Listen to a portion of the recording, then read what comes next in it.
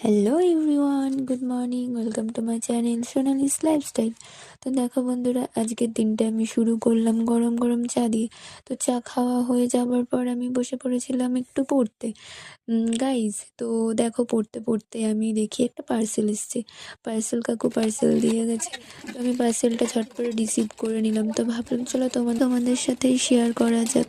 তাই আর দেরি না করে ঝটপট তোমাদের সামনে পার্সেলটা আনবক্সিং করলাম। তো দেখি একটা সুন্দর একটা ইয়াররিং আর একটা সুন্দর নেক পিস এসেছে, যেটা পুরোটাই অক্সির মধ্যে ছিল অ্যান্ড খুবই সুন্দর ছিল। তো আমি তো খুবই খুশি, অ্যান্ড তোমরাও বলো কেমন লাগলো। আর আমার ভিডিও তোমাদের কেমন লাগছে জানিও কমেন্টে। তো এরপরে তোমরা আমাকে সাজেশন দাও, তো আমি কী নিয়ে এরপরে ভিডিও করব।